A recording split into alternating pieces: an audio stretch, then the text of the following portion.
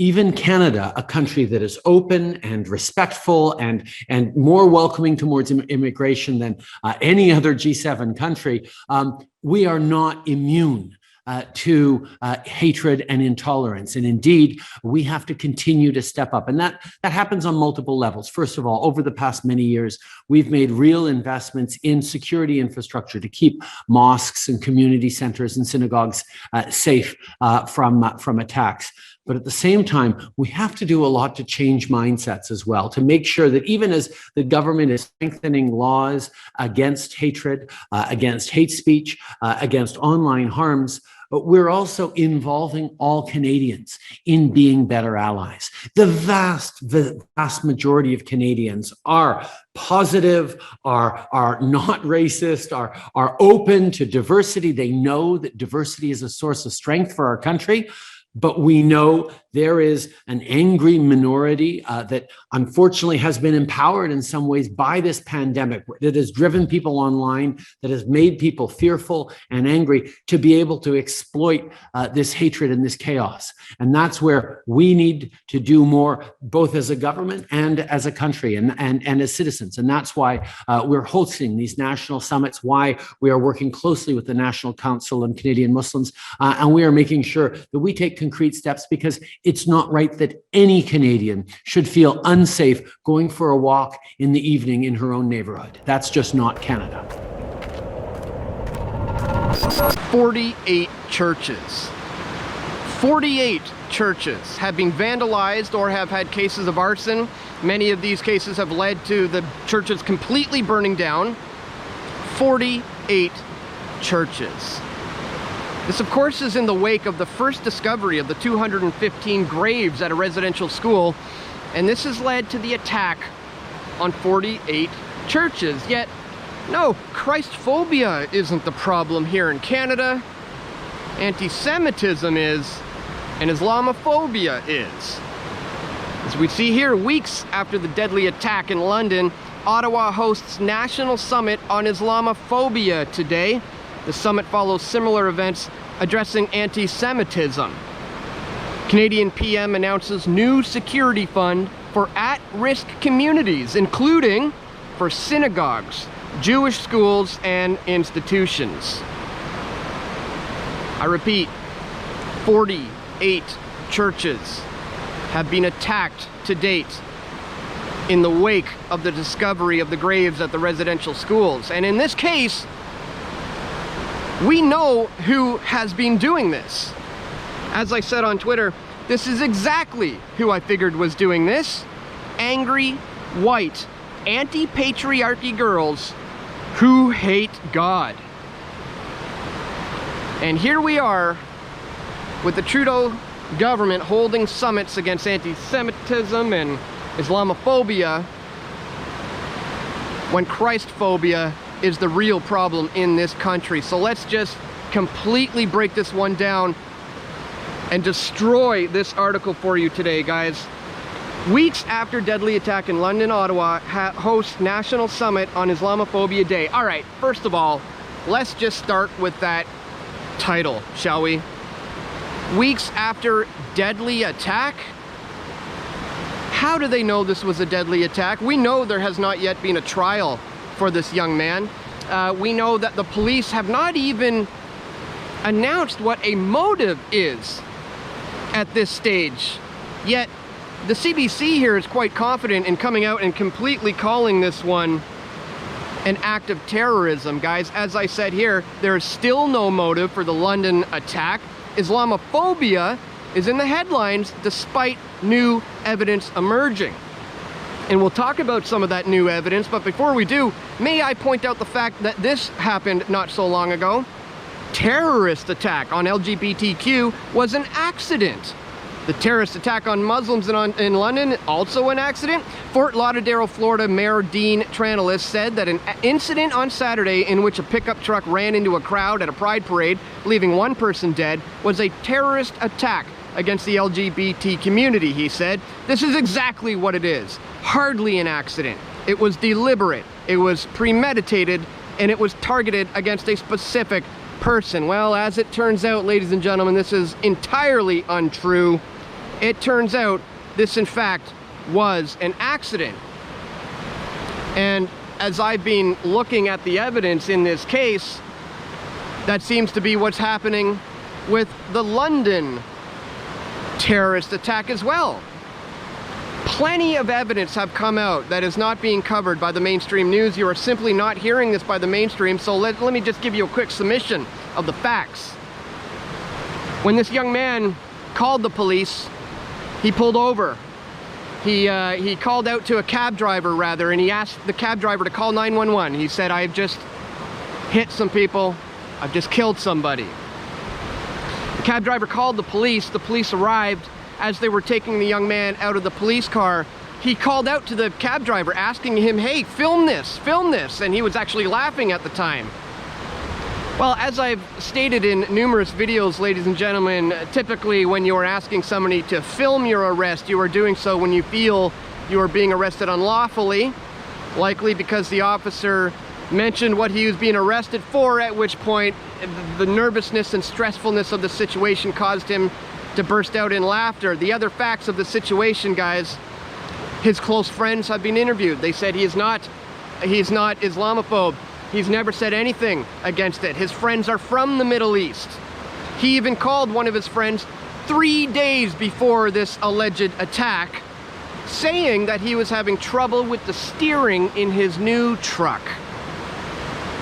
Did you hear about that from the MSN? No, they just ran with this narrative that this was a blatant, deliberate attack, when the facts point to the fact that this looks like it was an accident. The RCMP also mentioned that he was wearing protective chest gear, and sources have told me that this young man was in fact on his way home from playing paintball. So it would appear that this incident was entirely an accident, but the Trudeau government is pouncing all over this, claiming it was an attack, adding fuel to the fire into this notion of Islamophobia, which really is a nonsensical term. A phobia implies an irrational fear of something, ladies and gentlemen, but there is nothing irrational about having questions or concerns with a religion or a culture that is at odds with our Western Christian standards and values. That is not phobia, ladies and gentlemen. That is just responsible. It says here, the federal government is hosting a national summit on Islamophobia today, one day after holding a similar summit on anti-Semitism. MPs voted unanimously in favor of a motion calling for a national summit on Islamophobia in June, following the attack in London, Ontario, that killed 4 members of a Muslim family as they were out for an evening average walk. No, we don't know that that's the case. In fact, the Canadian government, the Liberals, have been caught red-handed time and time again, completely fabricating and lying about so-called hate crimes, and in some cases getting completely caught red-handed. Do you guys remember this? The hijab scissor hoax, a lesson in propaganda and fake news from the Canadian government.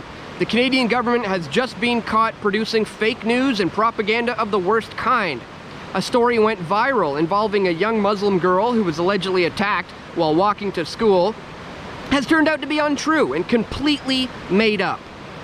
Canadian politicians were swift to respond, condemning acts of hatred and Islamophobia. We also have this incident. Hate crime hoax was an inside job. Canadian race baiting exposed again last week in Winnipeg, Manitoba. A brazen act of anti-Semitic violence shocked the nation as a woman was physically attacked and her business vandalized by Nazi thugs. Only problem is, none of it actually happened.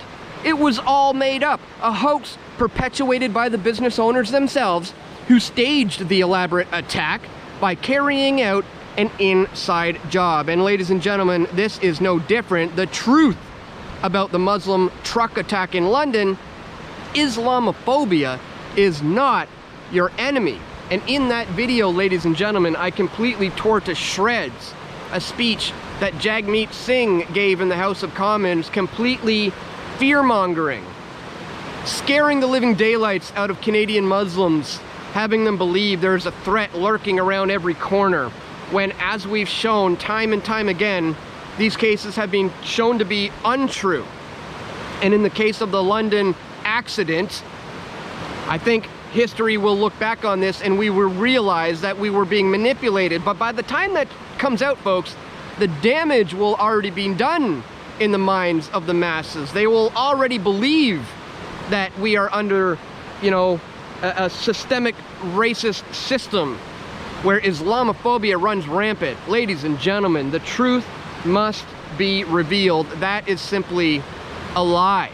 They are manipulating you into being afraid of this for a number of reasons, namely to bring about legislation that will eventually destroy our free speech. You know that Bill C-10 was recently shut down by the Senate, and C-36 as well. This is going to be reintroduced in the fall following another election that Trudeau is very likely to win. And if you're not familiar with what they're trying to do with C-36, I would advise you to check out this interview I did recently with Derek Sloan. It says here, pre-crime arrests for offended feelings are coming if Bill C-36 passes into law. Bill C-36 is the latest draconian piece of legislation to be introduced in Canada that seeks to redefine hate speech, while at the same time incentivizing cancel culture. If passed into law, outlets like Press for Truth could be shut down because someone's feelings got hurt. And to add insult to injury, there are cash rewards for those who engage with people they consider to be offensive. So that's what we're dealing with, ladies and gentlemen. That's why they're ramping this up in the news right now, because they need to clamp down on the free flow of information online. They need to maintain the status quo. They have to block the free speech of individuals by myself, and crying Islamophobia and anti-Semitism is the oldest trick in the book, and they're continuing to do it to this day, despite the fact that they're ignoring Christphobia, despite the fact they are ignoring the 48 churches that are being burned to the ground, vandalized to this day. We have people like the head of the BC Civil Liberties Association, Harshia Walia, saying to burn it all down, recently having to resign over that. As we see here, burn it all down. Head of BC Civil Liberties Group resigns over tweet about church fires. The head of British Columbia Civil Liberties Association, one of the most significant civil rights groups in the country, has left her job following an uproar after a social media post that seemed to celebrate the burning of Catholic churches. And indeed, guys, they are celebrating the burning of these churches. The government is turning a blind eye on this, but to my surprise, the majority of Canadians seem to be in favor of such a thing. If you haven't seen this video, I went around on the streets of Vancouver to get a feel for how the majority, the majority of the masses feel about this concept of burning churches. And if you haven't seen it, just get a load of this 2-minute clip that will give you just an idea of what we're dealing with here today. Check this out. Have you heard a lot of the people are turning their anger on the church right now? 6 churches to date have been burned down on Indigenous land, burnt to the ground. What are your thoughts on that? People who are currently burning down Catholic churches today in response to what happened. I understand their rage. I share that outrage. Yeah, I think they should disband the Catholic Church and give that money to anybody that they murdered and raped over the years. What about the burning of the buildings, though? Do you condone that? It's just symbolism. So you're okay with the burning of the buildings? They don't even use them. I don't know. It's hard. I don't think there's any right answer. To whether or not if it's wrong to burn down a church today? I mean, I don't know. I can't speak to how someone else feels. Obviously, when you have a church that has stolen children and buried them in unmarked graves, there's bound to be a reaction to that. Anger at a building in response to the death of children. So I think that's justified. That's justified? I believe so. Because they're pissed. Dude, 50,000 kids, this is a genocide country. We're built on fucking dead people.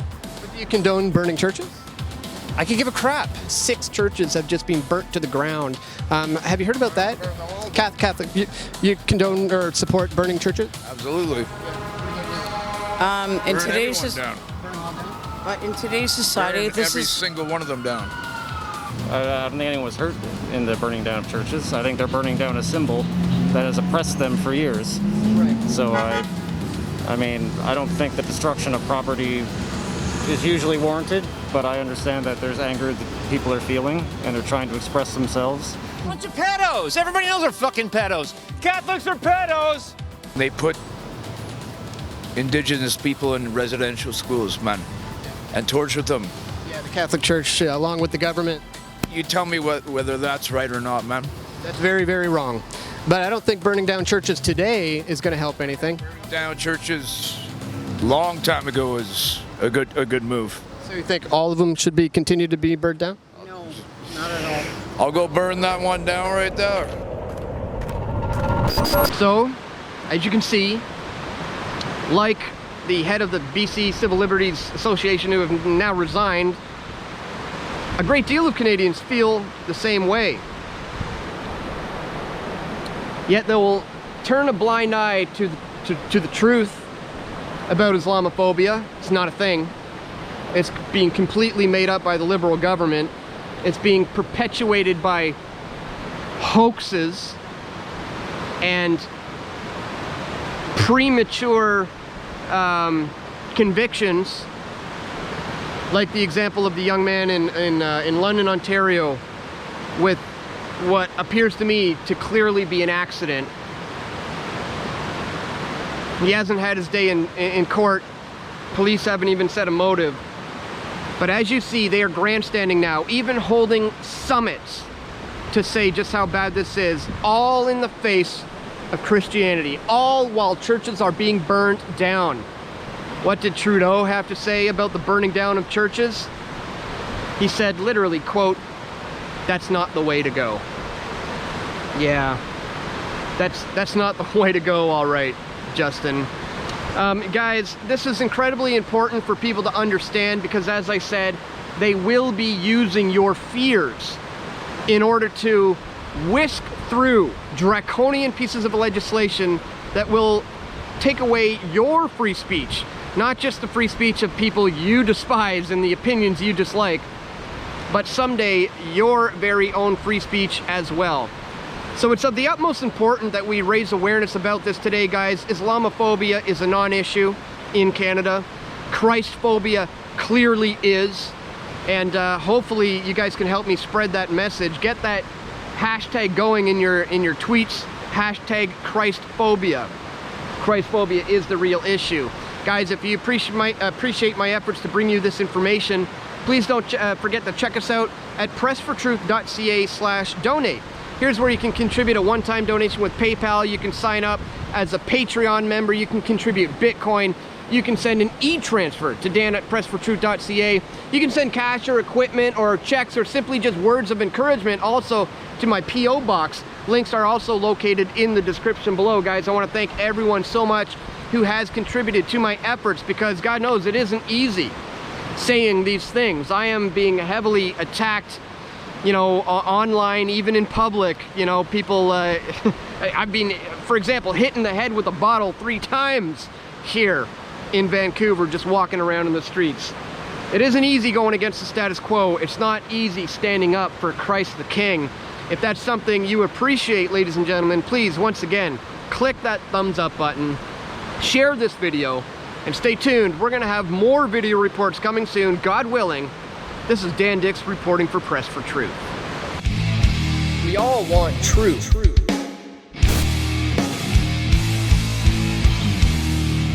The truth will set you free.